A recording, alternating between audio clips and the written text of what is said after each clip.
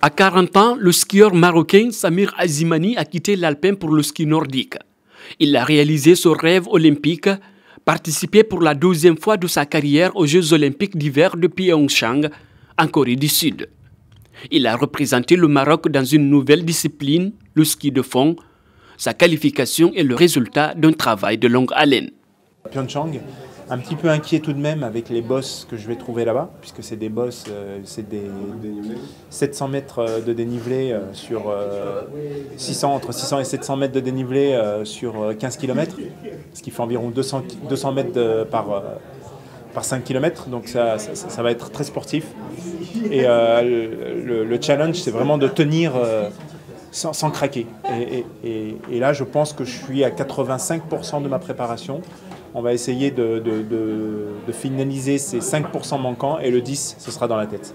Malgré les doutes qui planaient dans sa tête, le franco-marocain originaire de la banlieue parisienne a bien réalisé ses objectifs et honoré son pays.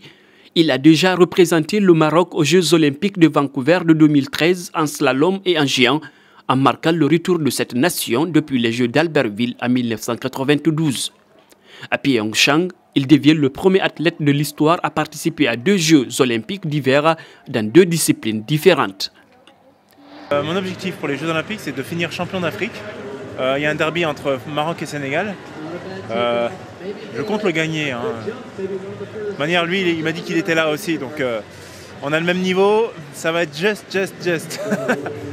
L'athlète compte à son actif un championnat du monde de ski. Il a terminé à la 111e place au terme de l'épreuve de 15 km libre en ski de fond aux Jeux olympiques de Pyeongchang. Cette belle performance est née d'un rêve olympique entamé depuis 2010 à Vancouver en ski alpin.